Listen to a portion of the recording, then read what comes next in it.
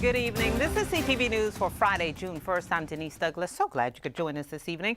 Well, topping our news tonight, more than a dozen organizations gathered outside the Department of Justice to demand that the Trump administration stop separating immigrant families. The administration has been cracking down on people illegally entering the country. Those who cross the border are being jailed and in many cases don't know where their children are taken. Advocates say it's a brutal and cruel practice that violates international law. Children as young as 2 years old have been taken from their parents and placed in shelters.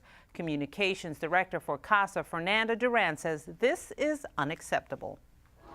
If I would have had to think of my son being separated from me at 2 years old, I would have been devastated. And that's what parents are having to go through each and every day.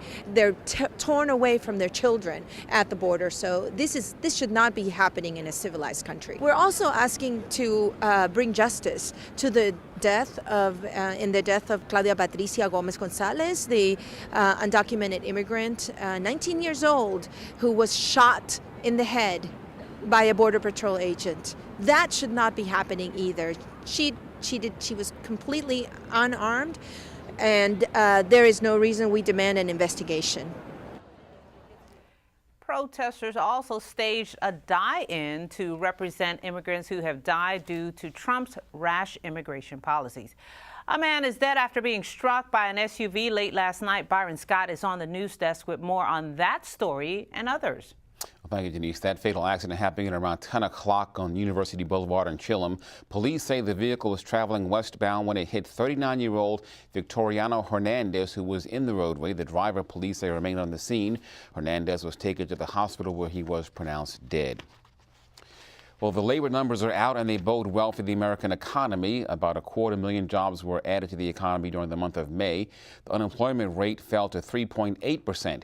Here in Prince George's County, the office formerly known as the One Stop Center says they are seeing a lot of people come in looking for and finding work. The office is now called the American Job Center in Largo. The Job Center on average, we see about 180 people per day, about 30,000 people per year. We're placing about 8,000 people per year in our local county system. But contrary to what a lot of people think, we're trending in the right area. What people don't understand about labor and market is that we have trends. We go up and down, we go up and down.